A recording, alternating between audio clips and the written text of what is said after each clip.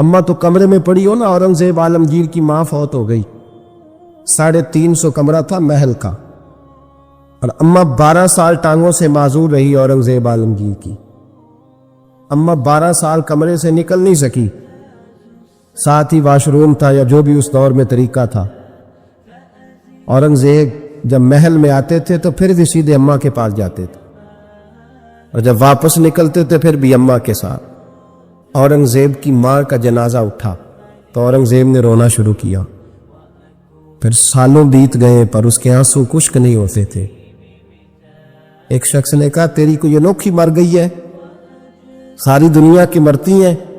اس نے کہا میں بادشاہ ہوں، 24 گھنٹے لوگوں کا آنا جانا ہے، بڑے دبدبے ہیں، بڑے ڈیرے داریاں ہیں، بڑی بھینسیں، بڑی گائیں، بڑے کھانے والے، بڑے لانگری۔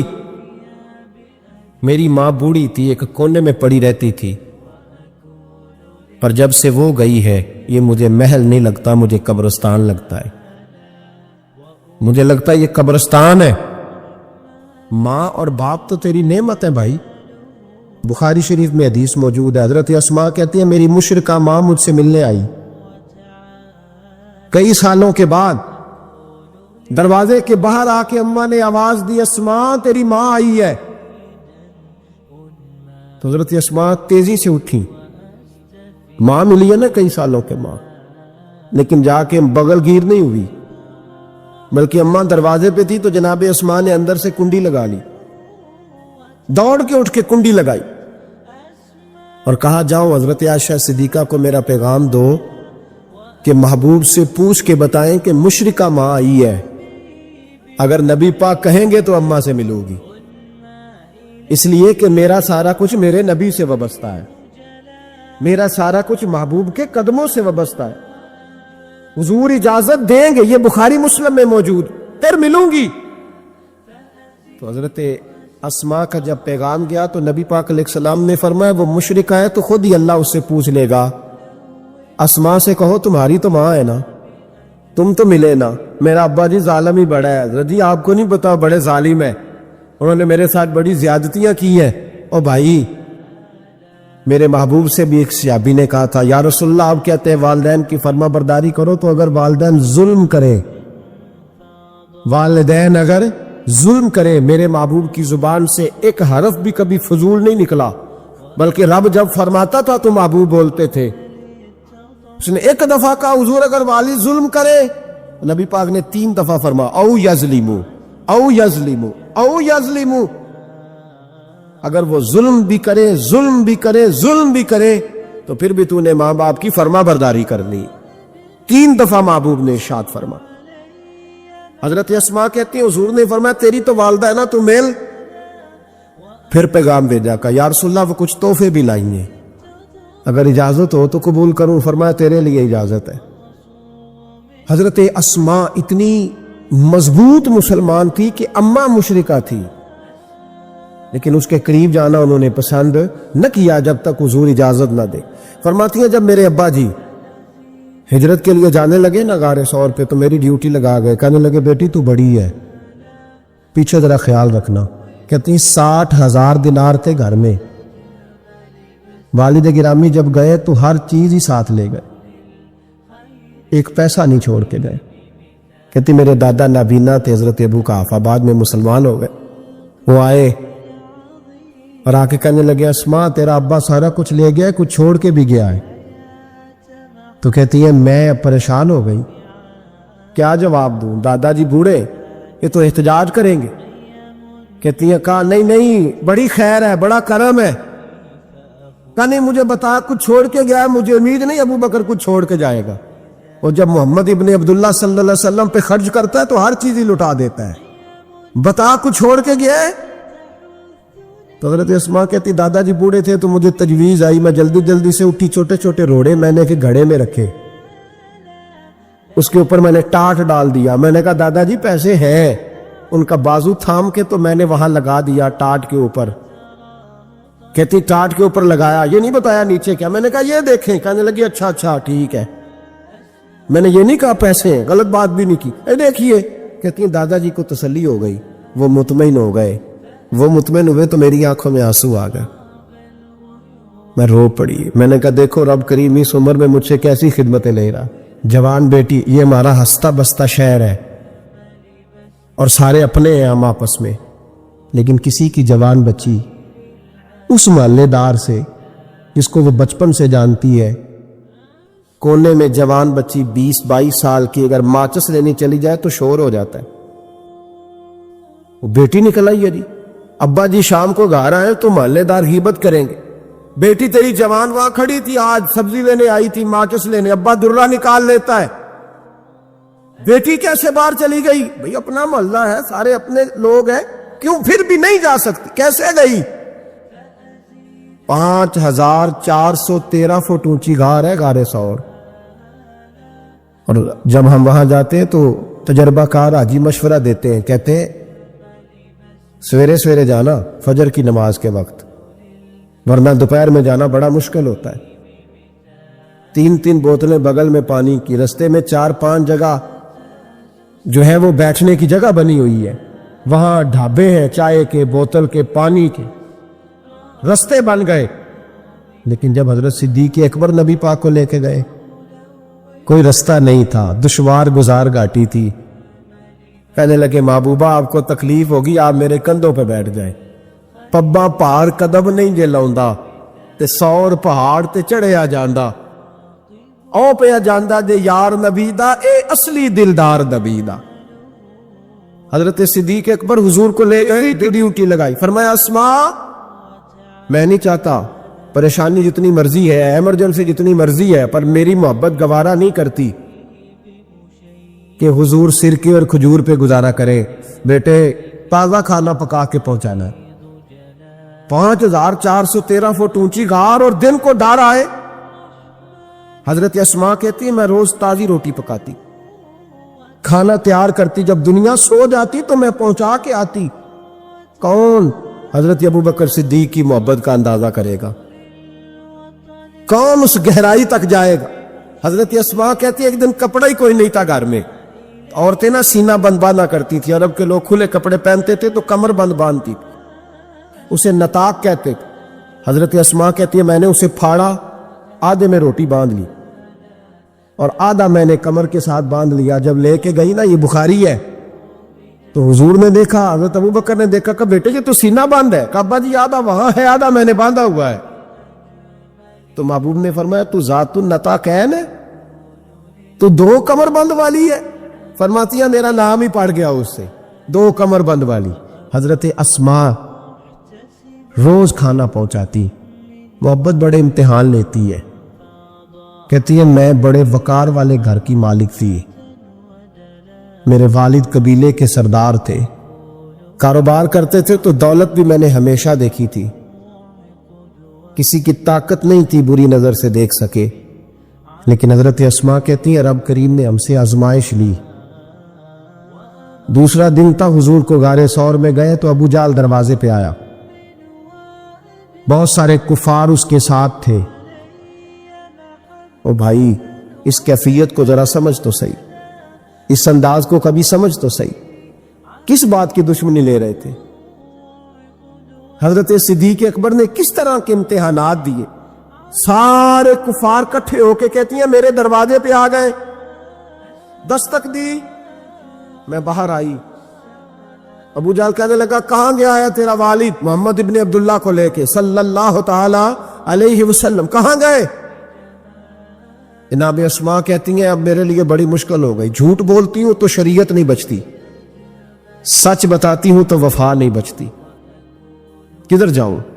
کہتی ہیں پیروں میں زنجیریں ہیں، غلط بات کیسے کروں؟ اس نے پھر پوچھا بولتی کیوں نہیں، کہاں گئے؟ میں خاموش تھی. تیسری بار پھر پوچھا کہاں گئے ہیں وہ؟ جناب اسماء کہتی ہیں میں نے فیصلہ کر لیا، شریعت بھی بچانی ہے وفا بھی بچانی ہے، دونوں چیزیں بچیں گی. بولو کہاں ہے؟ یہاں تو لوگ مرد ہو کے دین کے لیے نہیں ڈٹتے اور 1 منٹ کے لیے بھی عقیدے پر مسلک پر ڈٹنے کو تیار نہیں ہوتے. لوگ دیکھتے ہیں مجلس کس طرح کی اس طرح کا رنگ اختیار کر لیتے. جناب اسماء ڈٹ گئی، جناب صدیق اکبر کی صاحبزادی، اور کہتی ہے ابو جہل نے جب کہا نا بتا کہاں ہے، فرماتی ہیں پتہ نہیں خدا نے مجھے کتنی قوت عطا فرمائی. میں بولی اور بول کے کہا میں ابو بکر صدیق کی بیٹی ہوں, میں جھوٹ نہیں بول سکتی. کہنے لگی ابو جہل سن, مجھے پتا ہے وہ دونوں کہاں ہیں, پر میں تمہیں بتاؤں گی کوئی نہیں.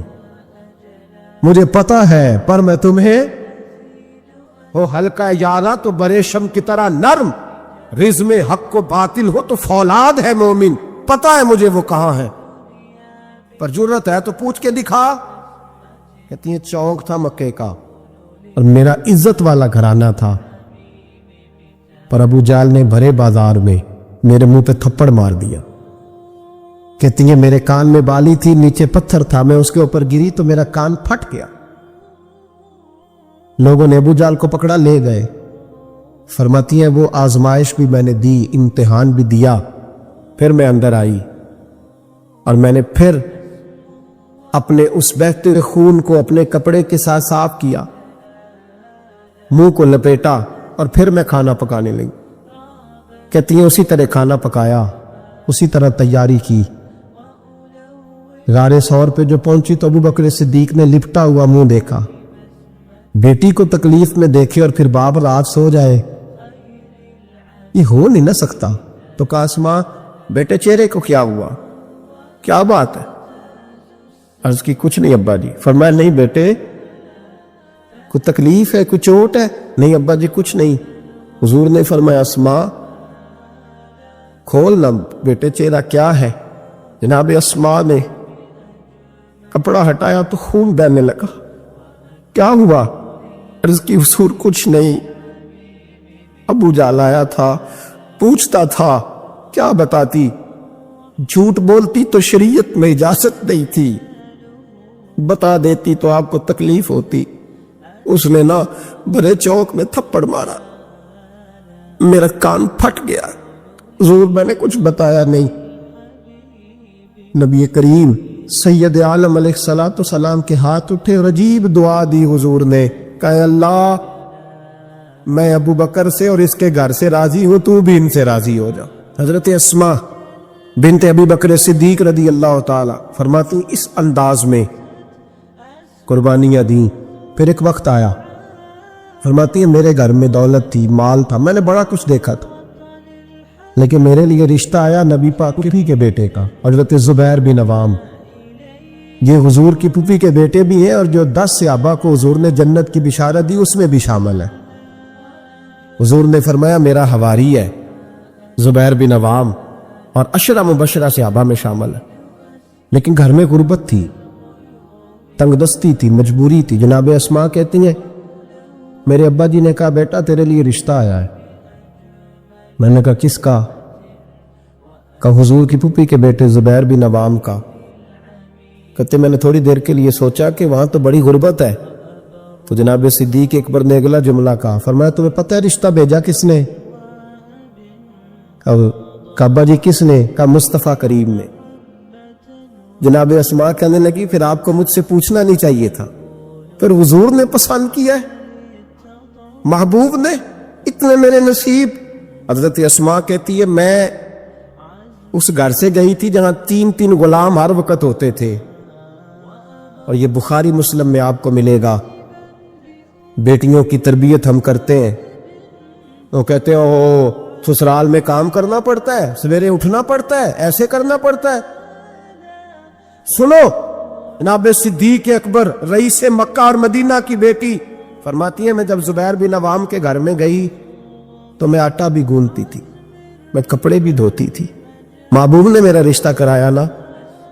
فرماتی ہے میں چکی بھی پیستی تھی. فرماتی ہے زبیر بن عوام نے گھوڑا رکھا ہوا تھا, وہ جب باہر جاتے تو میں گھوڑے کے لیے چارہ بھی کاٹ کے لاتی تھی. میں اس گھوڑے کو بھی سنبھالتی تھی, میرے ہاتھوں میں چھالے پڑ جاتے. ایک دن میرے ابا جی نے دیکھ لیا, ابو بکر صدیق بڑے پریشان ہوئے. کہتی ہیں انہوں نے جا کے محبوب کی بارگاہ میں عرض کی حضور اگر آپ اجازت دیں تو میں زبیر کو ایک غلام نہ دے دوں, میری بیٹی کام کرتی ہے, اس کے ہاتھوں میں نے چھالے دیکھیں, ایک غلام نہ دے دوں. ڈائریکٹ حضرت زبیر بن عوام سے نہیں کہا کہ تو اتنا کام کراتا ہے, جھگڑا نہیں کھڑا کر دیا. کہتی ہیں ایک غلام حضور کے ذریعے جناب ابو بکر صدیق نے بھیجا. اب وہ بار کے کام سنبھالنے لگا, گھوڑے کو چارہ ڈال دیتا, کچھ سودا صرف لا دیتا. کہتی مجھے یوں لگا جیسے میں آزاد ہو گئی. غربت بھی تھی. زبیر بن عوام نیک بڑے تھے پر طبیعت کے ذرا سخت تھے. ایک دن ابا جی آئے تو میں نے کہا حضور اور تو کچھ چیز نہیں چاہیے, تھوڑی سختی ہے طبیعت میں. تو کہتے ہیں میرے والد نے یہ نہیں کہا میں پوچھوں گا, میں حضور سے بات کروں گا. کہنے لگے بیٹی صبر کر, بیٹی صبر کر, تیرا خامد نیک ہے, اگر تو اس کی رضا میں دنیا سے گئی تو رب تجھے بغیر حساب جنت عطا فرما دے گا. تو خامد کی پرہیزگاری بھی تو دیکھو نا بھائی, صرف دولتوں کی ضرورت ہے, صرف ان چیزوں کی ضرورت ہے, اس کی پرہیزگاری بھی دیکھو. اب اسماء کہتی ہیں اس کے بعد میں نے شکوہ نہیں کیا. اس کے بعد دوبارہ شکوہ, سخی بڑی تھی حضرت اسماء. حضرت عبداللہ بن زبیر آپ کے بیٹے تھے, کسی نے ان سے پوچھا کہ آپ کی والدہ کا کیا حال تھا, تو فرماتے میں اماں کو مصلے پہ چھوڑ کے گیا, عبادت کر رہی, عبادت گزار بڑی تھی, مصلے پہ چھوڑ کے گیا. فرماتے میں ظہر کے وقت گیا اور عصر کی نماز کے بعد آیا تو میری اماں ابھی بھی مصلے پہ بیٹھی تھی اور رب سے معافی مانگ رہی تھی. کہتے بڑی سخی تھی, اور میری خالہ سیدہ عائشہ بھی بڑی سخی تھی. حضرت عبداللہ بن زبیر فرمانے لگے دونوں میں ایک فرق تھا. حضرت عائشہ جب سخاوت کرتی تو کچھ پیسے جمع کر لیتی, ایک ہفتے کے پیسے جمع کر کے جوڑ کے کہتے چلو کسی غریب کا کچھ بن تو جائے.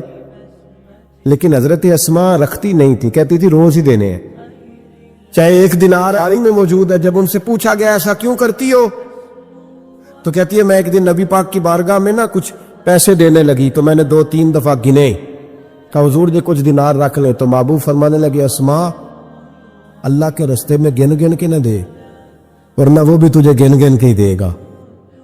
تو اس کے رستے میں بے حساب دے, وہ بھی تجھے بے حساب ہی عطا فرمائے گا.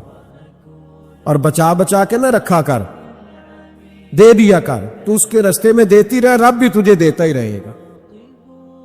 ہم چونکہ گن گن کے دیتے ہیں نا, اس لیے ہم اس فلسفے کو سمجھتے نہیں. گن گن کے دے گے تو گن گن کے ملے گا, بے حساب دو گے تو اللہ بھی بے حساب ہی دے گا. حضرت اسماء کی سخاوت, پرہیزگاری. فرماتی ہیں کہ میں جب مدینہ منورہ ہجرت کر کے سب لوگ چلے گئے تو مسلمانوں کے گھر میں نا بیٹیاں ہی پیدا ہوتی تھی, تو یہودی عورتوں نے شور کر دیا کہ ہم نے جادو کر دیا, ان کے ہاں بیٹا نہیں ہو سکتا. تو جناب اسماء بنت ابی بکر صدیق رضی اللہ تعالیٰ عنہ فرماتی ہیں سب سے پہلا بیٹا مدینے میں اللہ نے مجھے عطا فرمایا. کہتی ہے میں نے کہا جاؤ اس کے نانا کو خبر کرو. نانے دادے پیار زیادہ کرتے ہیں, نانیاں دادیاں پیار زیادہ کرتے. تو کہتی ہیں کہ میں نے نا کہا جاؤ نانا کو خبر کرو. تو کہتے جناب صدیق اکبر دوڑے آئے تو پہلے دن کا بچہ ہی اٹھا کے لے گئے. ابا جی بات تو سنے, عمر ٹھہر جا سن لیتے. کہتے لپیٹا میرے عبداللہ کو لے گئے اور سارے مدینے کی گلیوں میں شور کر, او یہودیوں نکلو باہر دیکھو, تم کہتے تھے جادو کر دیا ہے, اللہ نے ہمیں بیٹا عطا فرما دیا ہے, دیکھو اللہ نے بیٹا دیا. کہتی پھر سارا مدینہ گھما کے نا تو مصطفیٰ کے پاس لے گئے. کہ یا رسول اللہ دیکھے اللہ نے نواسا دیا ہے. کہتی ہیں میرے بیٹے ابھی میں نے دودھ بھی نہیں پلایا تھا, میں نے کہا لے گئے ابا جی اور واپس بھی نہیں لائے. کہتے ہیں حضور کے پاس جب لے کے پہنچے تو نبی پاک نے کھجور منہ میں رکھی, اسے دانتوں کے ساتھ اس طرح چبایا کہ ذرے ذرے میں حضور کا لعاب دہن شامل ہو گیا. وہ کھجور حضور کے لعاب دہن میں گویا گون دی گئی. فرماتی ہیں اس کو نکال کے تو محبوب نے میرے بیٹے کو گٹی عطا فرمائی, عبداللہ نام رکھا. حضرت اسماء کہتی ہے جب واپس آئے میں نے کہا ابا جی میں نے تو ابھی اسے دودھ بھی نہیں پلایا تھا. تو کہنے لگے مبارک ہو, اس کے سینے میں جو سب سے پہلی غذا گئی ہے وہ میرے نبی کا لعاب دہن گیا ہے. حضرت عبداللہ بن زبیر جوان ہوئے, ابھی 7-8 سال عمر کی تھی کہ تو ان کے والد حضرت زبیر بن عوام حضور کے پاس لے گئے. کہنے لگے یا رسول اللہ اسے بیعت بھی کر لیں. محبوب کا بیعت بھی کرا دیا. مسلمان تو پہلے ہی تھے, مسلمانوں کے گھر میں یہ وہی بیعت ہے جو ہم اپنے مشائخ کے ہاتھوں پہ کرتے. اس کی اتنی اہمیت ہے کہ حضرت زبیر بن عوام نے 6-7 سال کا بچہ بھی محروم نہیں رہنے دیا. حالانکہ کلمہ تو وہ شروع سے پڑھتے تھے, یہ بیعت اگر کلمے کی ہوتی تو وہ تو پہلے پڑھ رہے. یہ وہی بیعت ہے جو ہم اپنے بزرگوں کے ہاتھوں پہ کرتے ہیں کہ کوئی بندہ بغیر مرشد کے اور بغیر پیر کے رہ نہ جائے. حضرت اب زبیر بن عوام نے بیعت بھی کرا دیا. فرماتی ہیں اب یہی بچے جوان ہوئے. حضرت زبیر بن عوام تو جلدی وصال کر گئے. حضرت عبداللہ بن زبیر فرماتے ہیں میری اماں کی عمر 100 سال کے قریب ہوئی, نابینا ہو گئی تھی دونوں آنکھوں سے. میں کپڑے لا کے دیتا تھا تو حضرت اسماء کا طریقہ یہ تھا, کپڑے کو ہاتھ لگا کے دیکھتی. 100 سال کی بوڑھی اماں ہاتھ لگاتی, کہتے بیٹے باریک ہے. محبوب نے بیبیوں کو چھپ کے رہنے کا حکم دیا ہے, ان کو نہ تھوڑا موٹا کر کے لا. کہتے اماں جی آپ نے ہاتھ سے دیکھا ہے, صحیح ہے آپ پہن لے. کہتے میری اماں رو پڑتی. کہتے بیٹا بی بی کا زیور اس کا پردہ ہوتا ہے, تو مہربانی کر مجھے موٹا کپڑا لا کے دے تاکہ میں اپنے آپ کو چھپا کے رکھوں. میں نے چھپ کے زندگی گزاری ہے, میں چھپ کے اللہ کی بارگاہ میں جانا چاہتا ہوں, مجھے پردے دار رہنے. امام حسین رضی اللہ تعالیٰ عنہ کی شہادت کے بعد ان کا جھنڈا حضرت عبداللہ بن زبیر نے اٹھایا ہے, انہی کا جھنڈا. یزید جب مر گیا تو مکے مدینے اور حجاز کے جو سارے علاقے تھے ان لوگوں نے حضرت عبداللہ بن زبیر کے ہاتھ پہ بیعت کی تھی, جو حضرت اسماء کے بیٹے تھے, جناب صدیق اکبر کے نواسے تھے. وہ خلیفہ بن گئے, امیر بن گئے مسلمان. دوسری سائیڈ پہ شام والی سائیڈ پہ عبد الملک بن مروان بنا. اس نے یہ جو تعمیر کعبہ ہوئی ہے نا دوبارہ سے, جن بنیادوں پہ اب کعبہ ہے, انہی بنیادوں پہ حضرت عبداللہ بن زبیر نے بیت اللہ کو بھی دوبارہ تعمیر کروایا تھا. کیونکہ یزید کی فوجوں نے جب حملہ کیا تو بیت اللہ کے کچھ حصے شہید ہو گئے, تو جناب عبداللہ بن زبیر نے اسے بھی دوبارہ بنوایا. عبد الملک بن مروان نے حجاج بن یوسف کو ان کے مقابلے میں بھیجا. لڑائی ہونے لگی, 5.5 مہینے جنگ ہوتی رہی. حضرت عبداللہ بن زبیر کی فوجیں کچھ تو شہید ہو گئے, لوگ کچھ بکھر گئے, آپ اکیلے رہ گئے. کہتے میری 100 سال کی بوڑھی اماں, میں اماں سے مشورہ کرنے آیا, حضرت اسماء سے. بچے اس لیے بزدل ہوتے ہیں کہ باپ انہیں دلیری سکھاتا ہی نہیں. کہتے 100 سال کی بوڑھی اور نابینا اماں, کیوں نہیں بچے جہاد کے لیے تیار ہو رہے؟ مائیں کہتی ہیں شاید گھر میں رہیں گے تو موت نہیں آئے گی, شاید یہ اندر رہیں گے تو بچ جائیں گے. فرماتی 100 سال کی بوڑھی اماں سے جا کے کہا اماں اب تو میں تقریباً اکیلا رہ گیا ہوں, کیا کروں؟ تو کہتے میری ماں کہنے لگی حضرت اسماء بیٹے پہلے تو یہ بتا کہ تو حق پہ ہے کہ نہیں. کہ میں نے کہا اماں ہوں تو میں حق پہ. تو کہنے لگی جا پھر میدان میں کھڑا ہو جا اور جا کے لڑ, جب تک رب کو منظور ہوگا تجھے زندگی دے گا. اور بیٹا یاد رکھ جسے شہادت ملتی ہے اسے بھی اللہ کی مدد کے ساتھ ہی ملتی ہے, شہادت بھی اللہ کی مدد سے ملتی ہے, میدان میں جا. تو کہتے میں نے اپنی اماں سے کہا اماں یہ جو حجاج ہے بڑا ظالم ہے, سنا ہے جب کسی کو قتل کرتا ہے تو لاش کے ٹکڑے ٹکڑے کر دیتا ہے, وجود سارا کاٹ ڈالتا ہے. تو کہتے میری اماں میرے کندھے پہ تھپکی دے کے کہنے لگی بیٹے بکرے کو صرف ذبح ہوتے وقت تکلیف ہوتی ہے, جب اس کھال اتاری جائے تو کوئی تکلیف نہیں ہوتی, جب اس کا گوشت بنایا جائے تو کوئی. تو بیٹے گھبرانا نہ, رہنا میدان کے اندر, دیکھنا میں تجھے بھاگتا ہوا نہ سنوں, جا میرا بیٹا اللہ تیری مدد کرے گا. حضرت عبداللہ بن زبیر کہتے ہیں میری ماں کی گفتگو نے میرے وجود کو فولاد کر دیا. فرماتے جذبہ جہاد میری اماں نے میرے سینے میں بھر دیا. جب میں نکلا میدان میں تو حضرت اسماء پھر پکارنے لگی, کہنے لگی عبداللہ یہ یاد رکھنا کہ تم اس کے بیٹے ہو جس کو میرے نبی نے اپنا حواری کہا تھا, اور نبی پاک نے تیرے باپ کو دنیا میں جنت کی بشارت دی تھی. اور یاد رکھنا کہ تیری دادی مصطفیٰ کی سگی پھپھی تھی, اور یہ بھی یاد رکھنا کہ تیرے نانا وہ ہے جنہیں دنیا صدیق اکبر کہتی ہے. اور یہ بھی ذہن میں رکھنا کہ تیری خالہ وہ ہے جو ام المومنین سیدہ عائشہ ہے. بیٹا جب میدان میں لڑنا تو اپنے خاندانی وقار کا ضرور خیال رکھنا, یاد رکھنا تم کون ہو, کس کے بیٹے ہو, کس کے بھانجے, کس کے بھتیجے, کس کے نواسے, خیال رکھنا.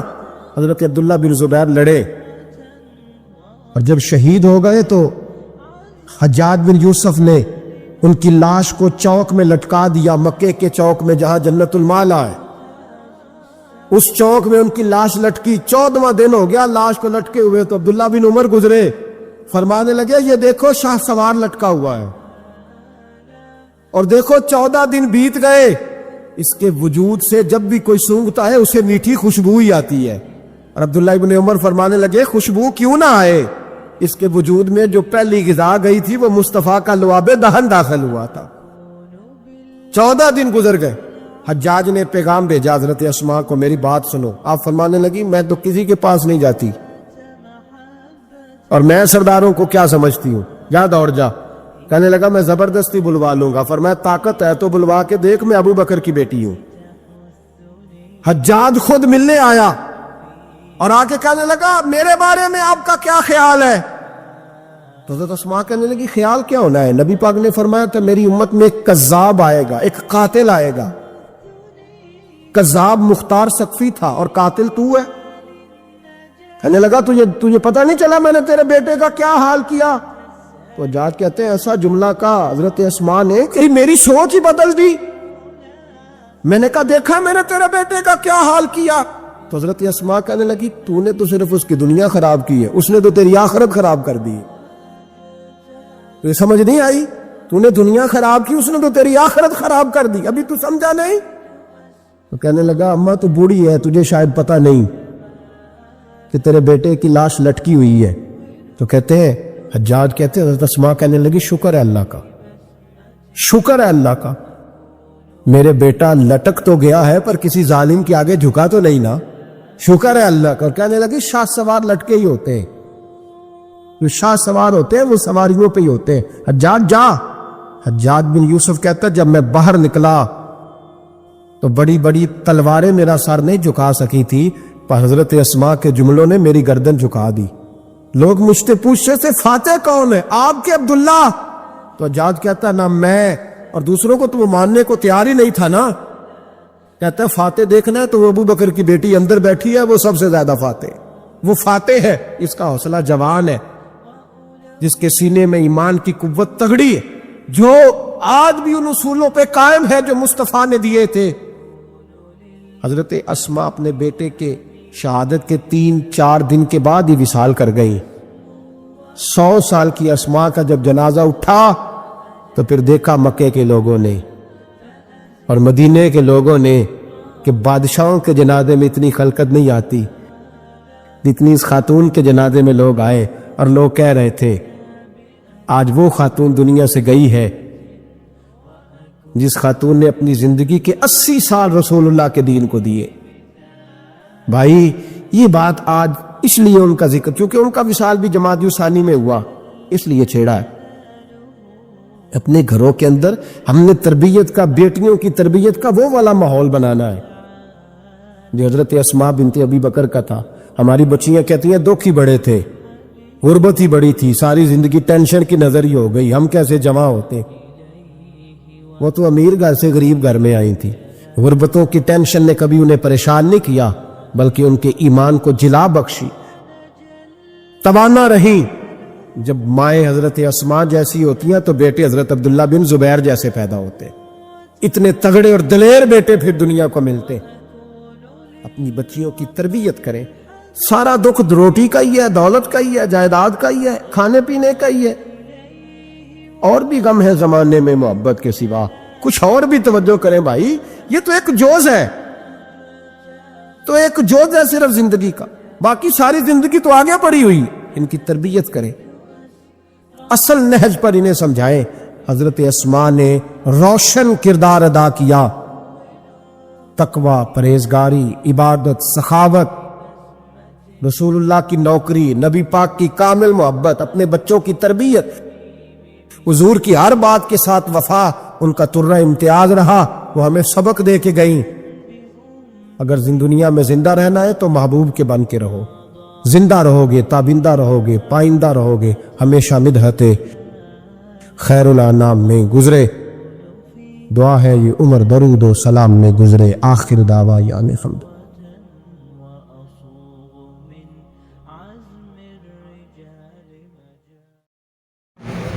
السلام علیکم. اگر آپ کو یہ بیان اچھا لگا ہو تو ہمارے چینل کو ضرور سبسکرائب کریں. اس طرح کے بیانات سننے کے لیے بیل آئیکن کو پریس کر لیں تاکہ ہمارے آنے والی تمام ویڈیوز بیانز آپ تک بآسانی پہنچ سکیں. تو لائک کرنا بھی مت بھولیں. بہت شکریہ.